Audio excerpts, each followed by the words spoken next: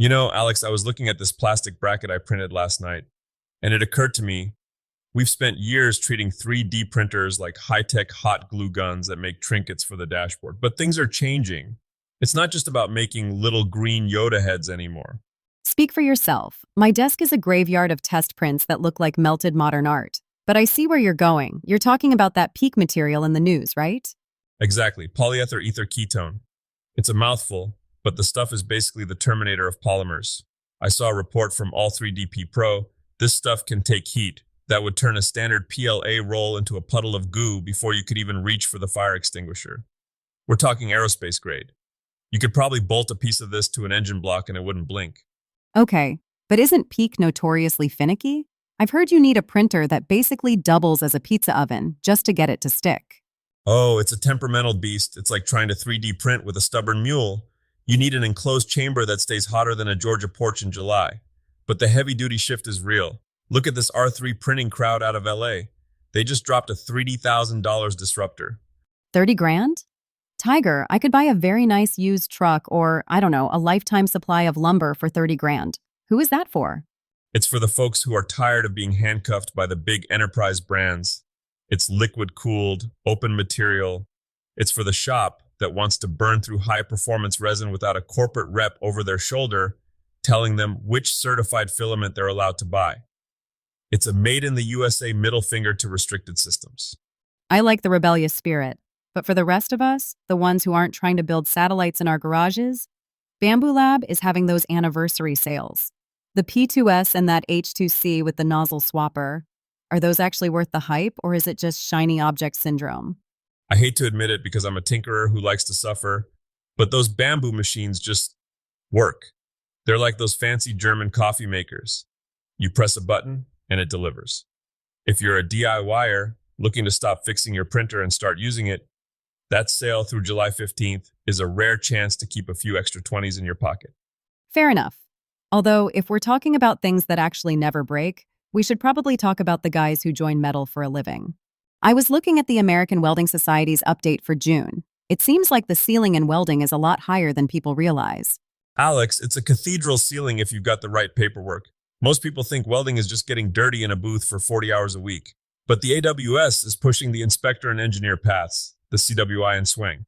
So, moving from the guy holding the torch to the person telling the guy with the torch he missed a spot? That's the cynical way to put it. But seriously, if you want to protect your knees and triple your paycheck, becoming a certified welding inspector is the move. It's the difference between doing the work and being the authority on the work. There's a recertification course coming up in Chattanooga in 2026. Sounds like a long way off, I know, but in the trades, if you let your certs lapse, you're basically a ghost. You always say, well, you don't always say it, but you've mentioned before that planning is the part of the job that actually makes the money. It really is. I've seen some of the best fabricators I know get sidelined because they forgot to track their continuing education credits. It's like building a beautiful house and forgetting to pay the property taxes. You've got to look 18 months out. If you're a veteran inspector, put Chattanooga on your calendar. Go for the 80-hour course, get your credits, and keep your seat at the table. Speaking of keeping your seat at the table, let's talk about the Maker Mogul Corner. I read about Eli Mash and his coffee brand, Maycor. $100,000 in revenue in the first year with zero outside funding. Zero. That's the magic number. While raising 3 kids and working a day job. Tiger, be honest, is he a wizard or is he just not sleeping? He's definitely not getting the recommended 8 hours, I'll tell you that.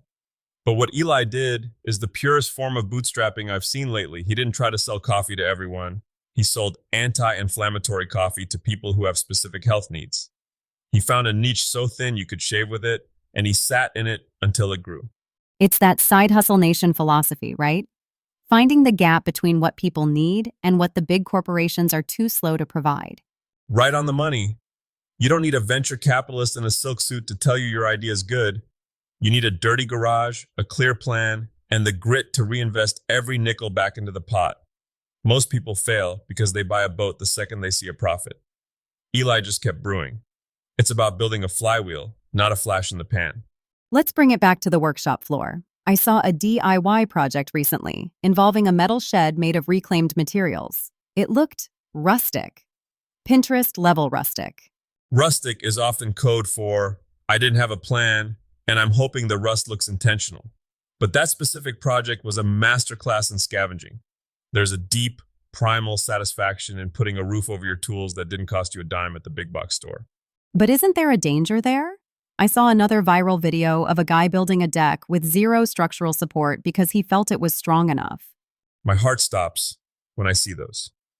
Just because you can weld two pieces of scrap together or stack three pallets doesn't mean you've built something that won't give your insurance agent a heart attack. If you're doing a backyard build, especially with reclaimed metal, you have to prep it properly. You can't just slap a rusted sheet of tin on a frame and call it a day. You got to treat the edges, check the structural integrity, and for the love of all that is holy, sketch it out first. Sketch twice, cut once? Precisely. And while we're on the subject of finishes, did you see the bit about the concrete countertops? Oh, the foam roller debate. I didn't realize people felt so strongly about foam density. It's the difference between a mirror and a sponge, Alex. I remember the first time I sealed a concrete slab. I grabbed the first roller I saw in the bin, probably a cheap, fluffy one meant for a bedroom wall. I rolled that sealer on, and I kid you not, it looked like I'd lathered the thing in shaving cream. Bubbles everywhere. Micro pitting that I had to sand out for 3 days. I bet your dry wit wasn't very dry that afternoon.